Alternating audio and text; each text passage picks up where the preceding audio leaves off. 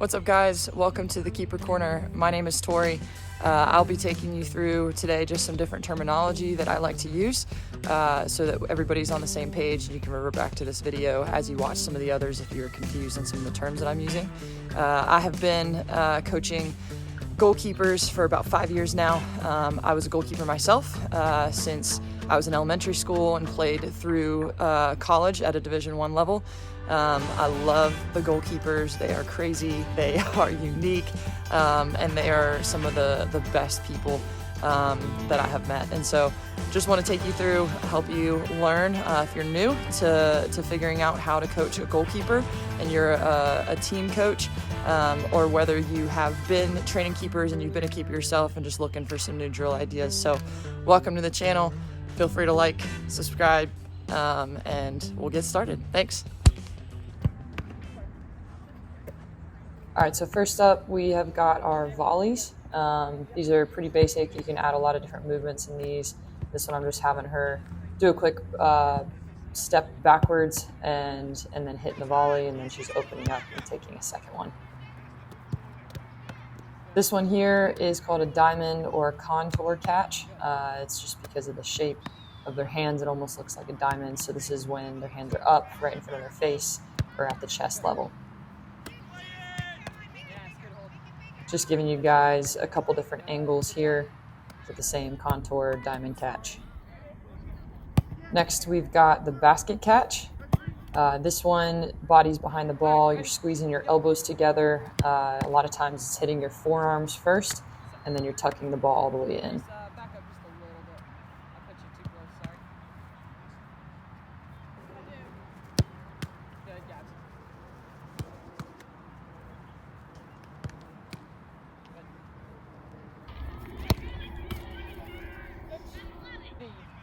This movement is a shuffle step into a scoop. This is when ball's kicked from the ground and your keeper is just scooping it up off the ground.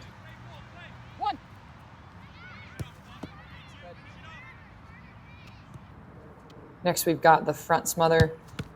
This one is a forward motion. Some people call it a forward dive. You are getting your legs, one leg stepping forward, attacking the ball, and then basically scooping and falling onto your forearms. A lot of times I tell my keepers, pick a leg. Either your right leg steps forward as your body and your momentum takes you through the ball, or your left leg does as well. In this clip here, you'll see she's used her right leg to step and attack the ball and dive forward there. Next, we've got our low dive. They should be set low in this so they can shoot their hands through the ball. I use the terms a lot, not to chop down at the ball, but to get low and shoot through it. Their whole body should be in a good motion going through the ball here so that they're not at a steep angle, just coming down and hitting the ground. They can get a little power into their dive as well. Yes. Good job getting forward on those dives. Yep. Yes.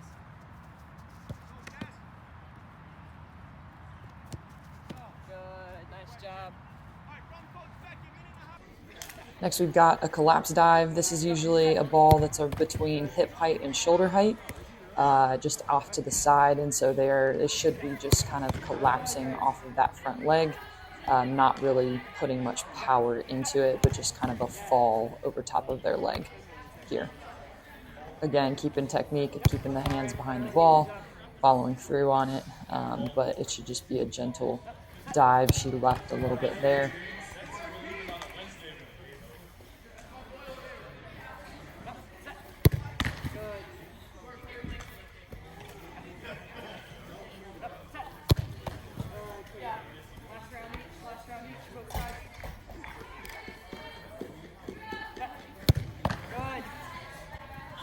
Next, we've got our extension dive.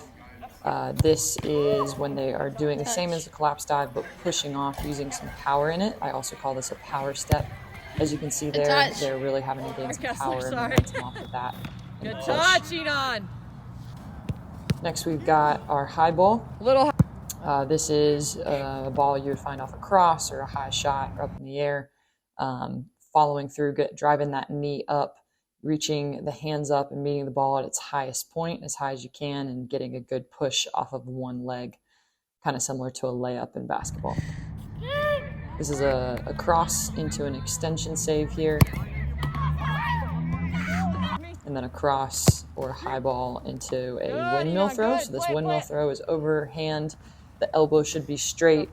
The shoulder is rotating around. Ball can be clasped between the fingertips and the wrist until it's released about head height towards the target. Good.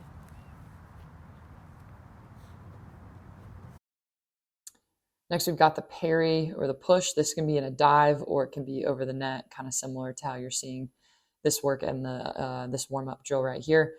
This also includes a drop step, so that's that almost vertical type step backwards to get into a good position so she can parry or push the ball over top of the net.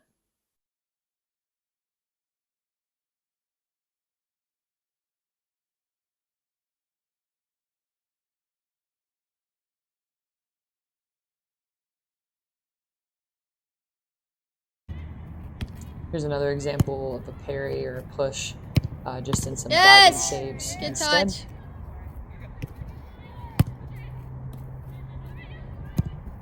Good touch. Last one.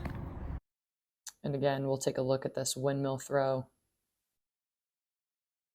There's a couple of good examples of it. Notice how his arm is straight as it comes around. It's kind of like a rotation similar to a windmill. And his front arm is pointing towards his target here as he throws it. Okay, so 1v1 saves. There's a couple different phases that I talk about. Phase 1 is when you're coming through the ball. It's when the goalkeeper is definitely going to get there before the attacker does, and they should just be diving through the ball just like you're seeing here. Cobra save is next. This is when the attacker and the goalkeeper meet the ball at the exact same time. Wrists should be locked tight, ready to be hit. Here's another example of a Cobra save in more of a live action play. Is that I'm not too low enough, or I'm leaning too far? You're leaning too far. You're pretty low. Next, we've got the block save. This would also be phase 2.5. Block save, you are just trying to get as close as you can to the attacker, but they're definitely going to get there first and shoot the ball, and so you've got to drop low, close the gap between your legs, but spread your arms as wide as possible. Again, trying to take as much ground as you can. Body should be lateral here, almost as if that yellow line, if your legs were on it, you should have both feet on that yellow line, completely perpendicular to the ball, to the shooter. Ready? All right, good job, guys. And then phase 3 or stalking position is when you are closing that gap. The attacker either has the ball on the dribble or is going to get there long before you do. And so you are being patient, watching their touches, looking for your moment to either drop into that block save like you see here, or pounce onto the ball with your hands and make a Cobra save, or just dive through the ball and take it off their feet. It's okay. Get set. Making sure that the keeper is set is really huge in this. That's a good drop into the block save, and then he recovers well, getting back in that stalking position here. Being really patient as the forward does some moves, and then takes it off his feet. I'd like to see him go sideways so that his head's not exposed there, but that's good. Distribution, this is just switching the point here. Just what it looks like.